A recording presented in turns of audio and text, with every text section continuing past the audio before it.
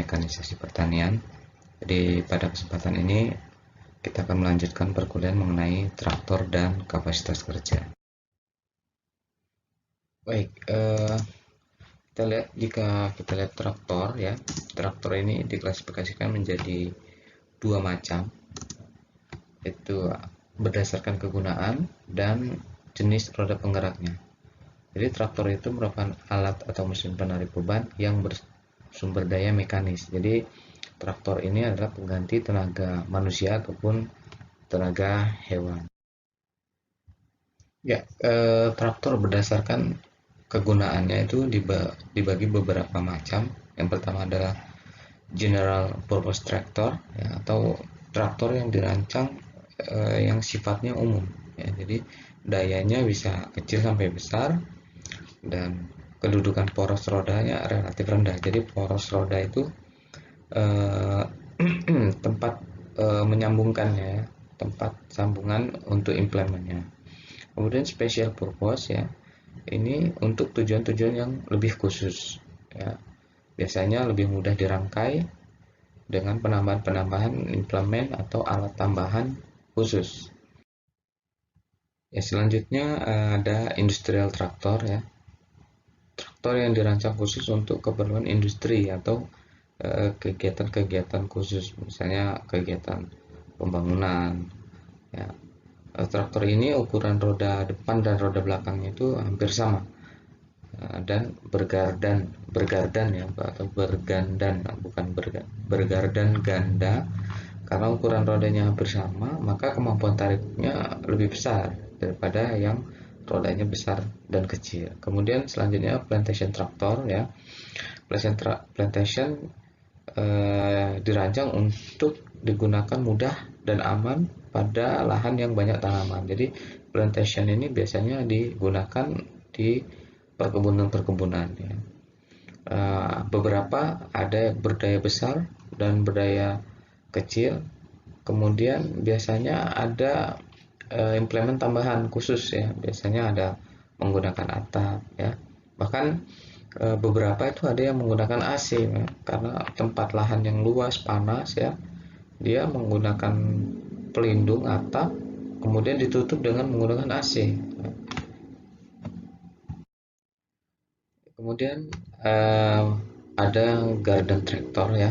Namanya garden biasanya traktor yang biasa digunakan di kebun. Jadi dirancang memang untuk pekerjaan yang lebih ringan, ya. Biasanya kurang lebih 12,5 horsepower atau tenaga kuda. Kemudian traktor berdasarkan jenis roda penggeraknya. Jadi yang pertama ada jenis roda penggerak kerapia atau crawler, atau biasanya yang kalau kita lihat itu yang roda besi dengan sirip-sirip itu, ya, bukan roda karet.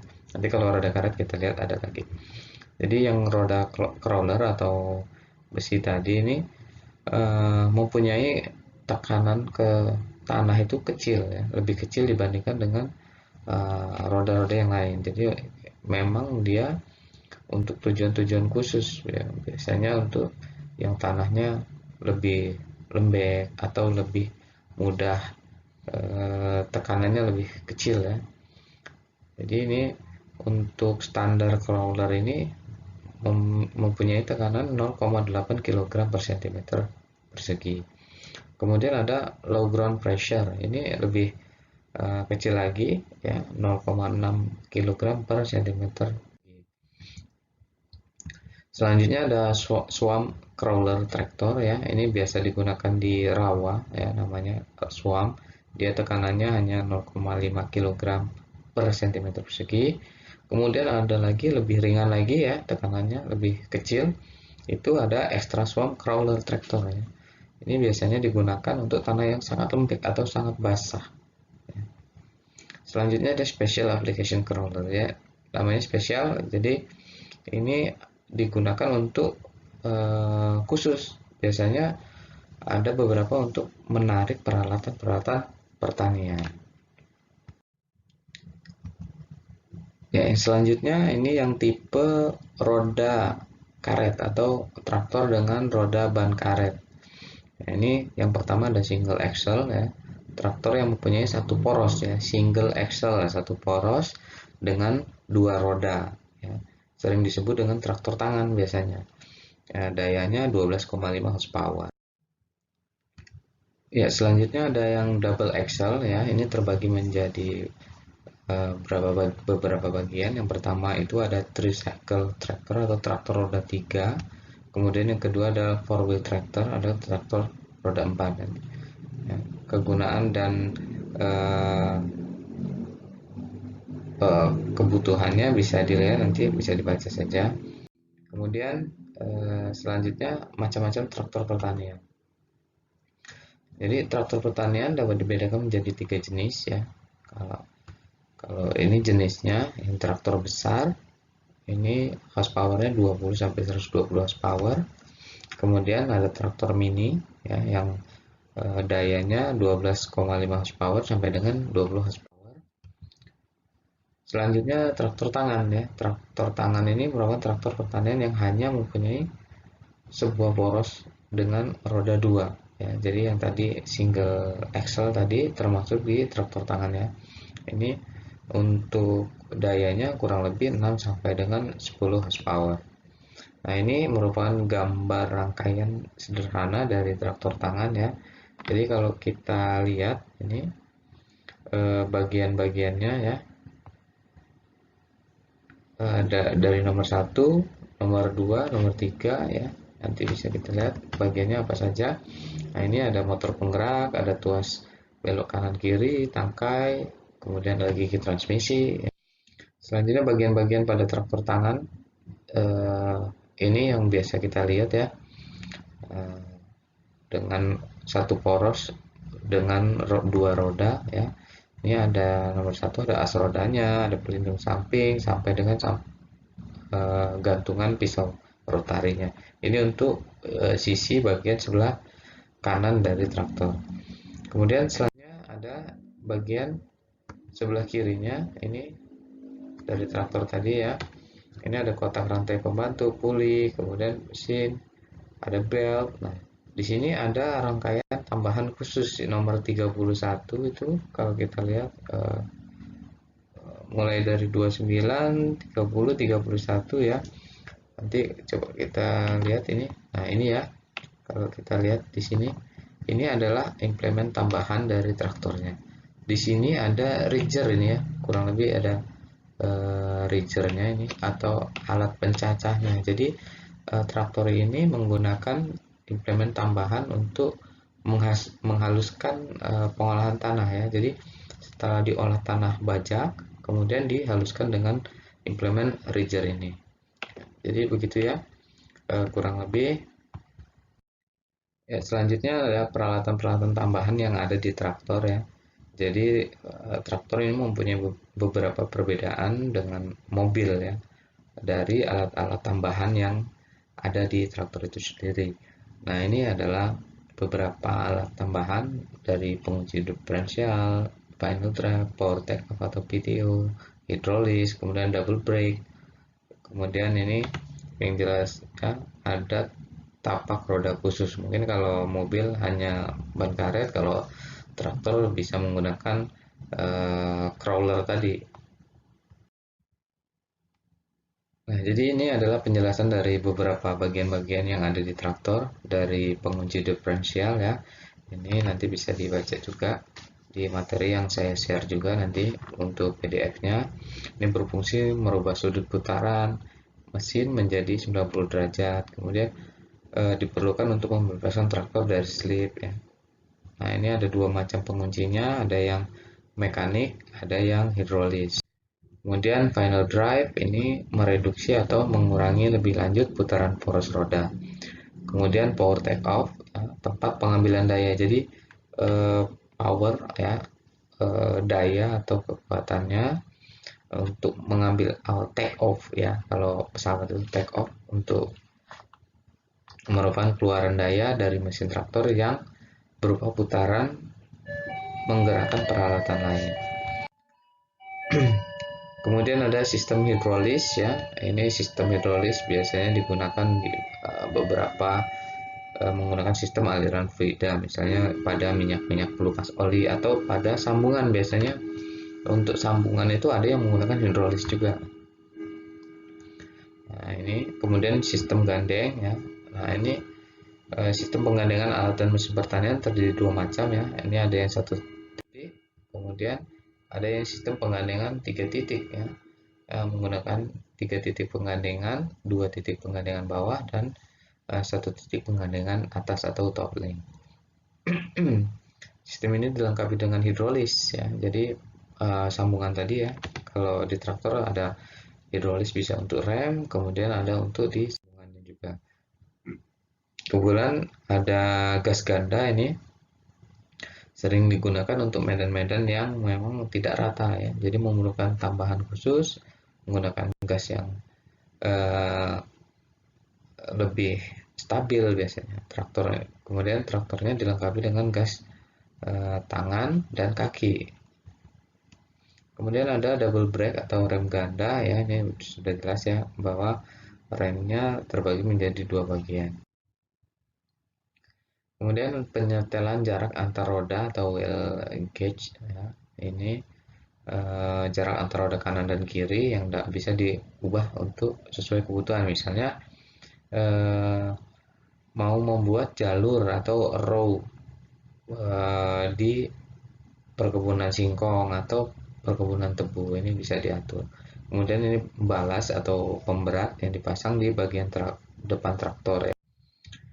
Selanjutnya ada tapak roda, tadi ya ada 4 macam sebenarnya tipe tapak roda. Yang standar, mempunyai tapak roda V atau biasa, tipe sering digunakan untuk kegiatan pertanian. Kemudian tipe hybrid, kemudian non directional, tipe industrial load.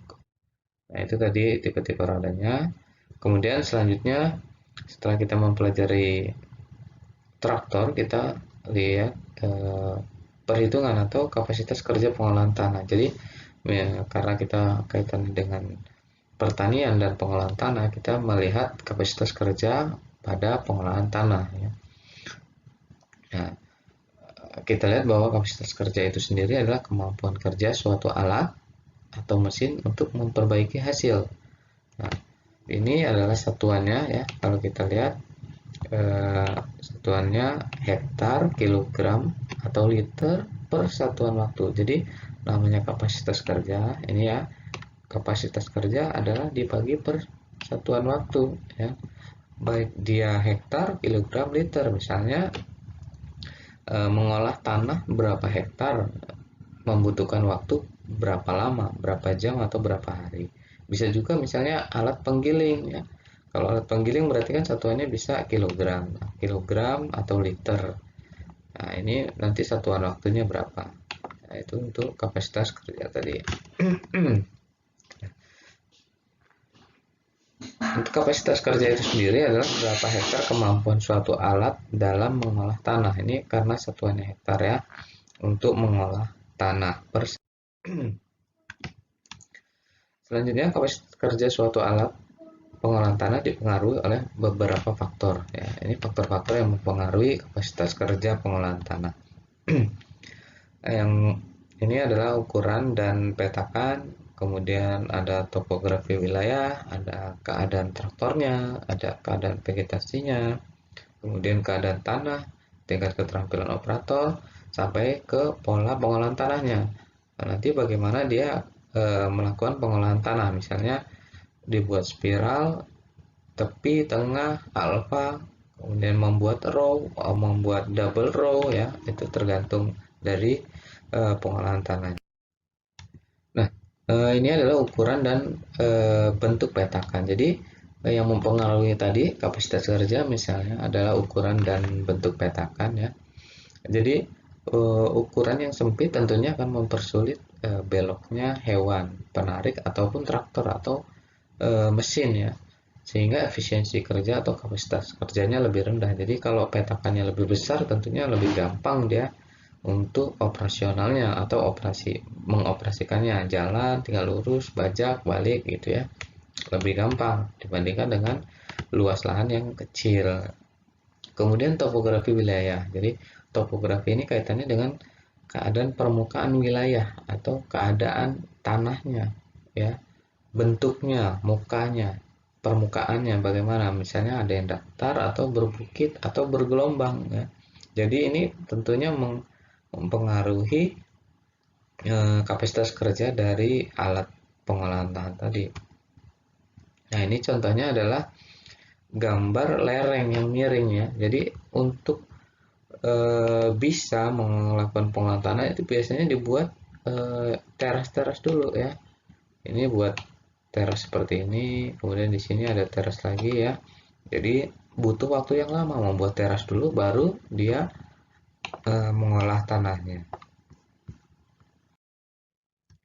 Kemudian ada keadaan traktor, ya. Keadaan traktor ini kaitannya dengan mesin traktornya masih baru atau sudah lama. Tentunya kalau yang baru lebih bagus kan, nggak ada kendala. Kalau yang udah lama bisa aja dia rusak atau ada beberapa komponen yang haus atau sering timbul kerusakan.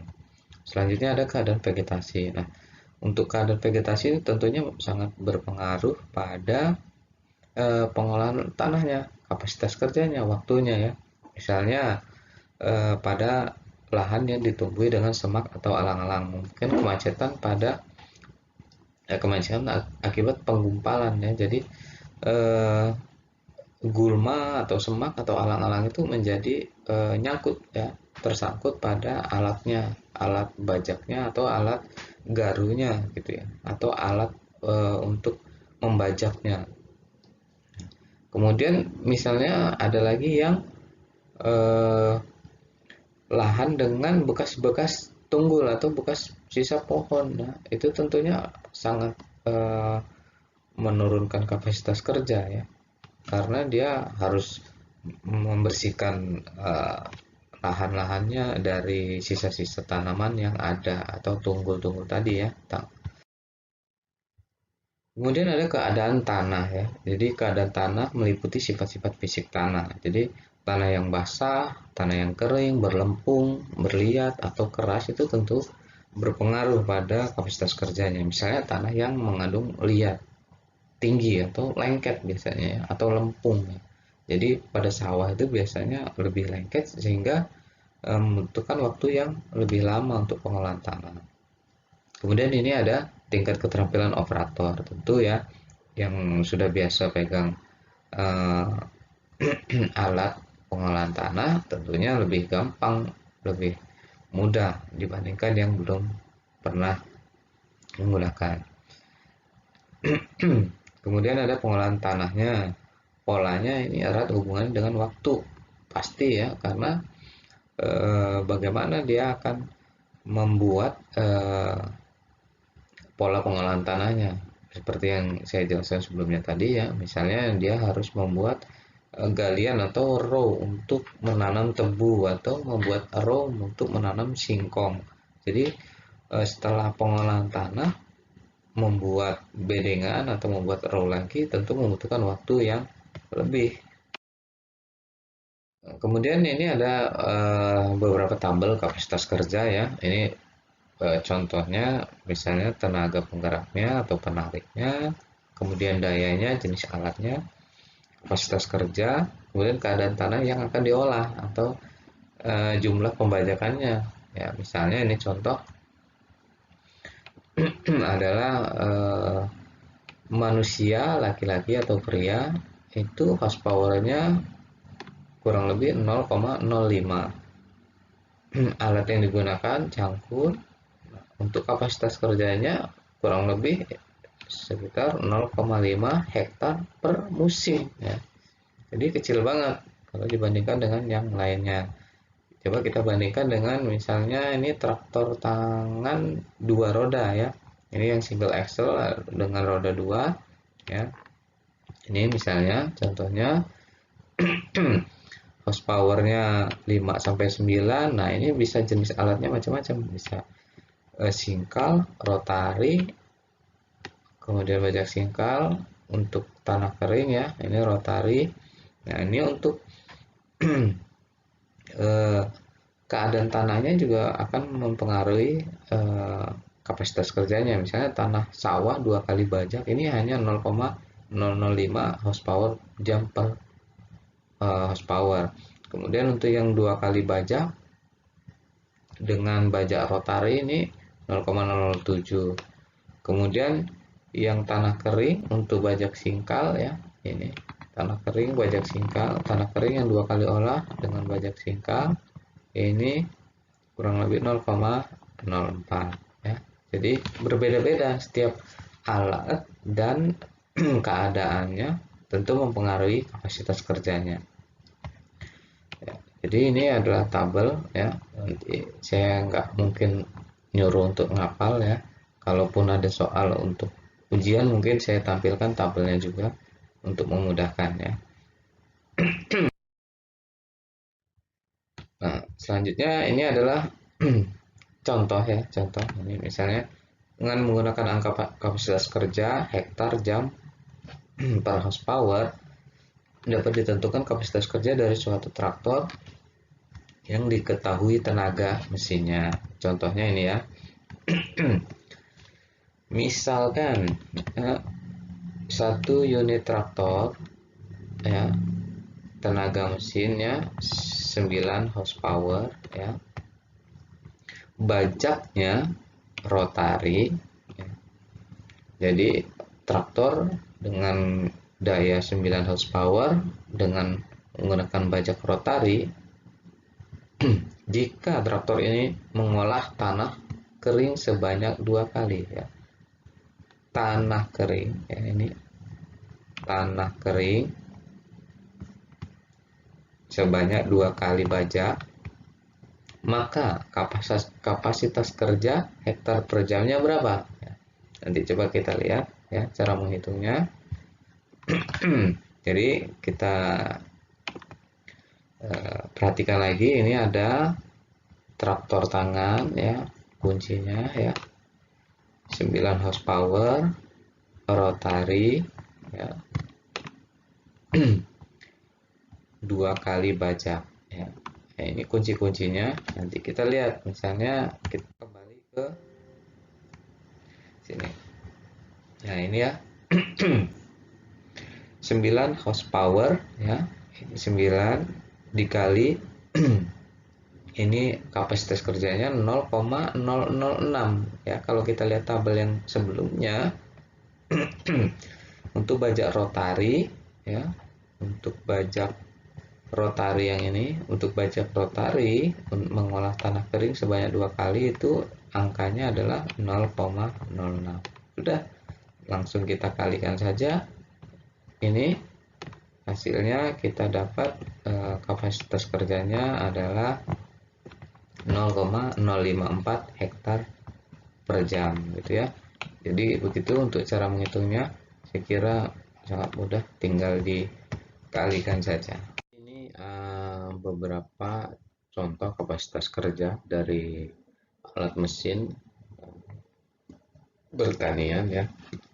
Jadi dari mulai ini traktor ya, kemudian ada hand sprayer, hand dust, mist blower, power sprayer, pompa air ya. Jadi kalau pompa air nanti ada diameter pipanya, ada yang 2 in sampai dengan 8 in ini ya. Selanjutnya ada sabit, ada ripper, ada pedal thresher, power thresher ya. Ini untuk padi, biasanya untuk selain pengolahan tanah, ini untuk pemanen ya, alat panen ya. Yang ada padi, jagung, kedelai, ada corn sealer, ada winnower, ada dryer, ada rice milling unit. Jadi macam-macam untuk kapasitas kerjanya ya. Ini untuk kapasitas kerja per unitnya. Kemudian ada jam kerja per hari, ada hari kerja per musim tanam, kemudian ada luasannya ya. Jadi setiap masing-masing komponen ada angka atau kapasitas kerjanya masing-masing.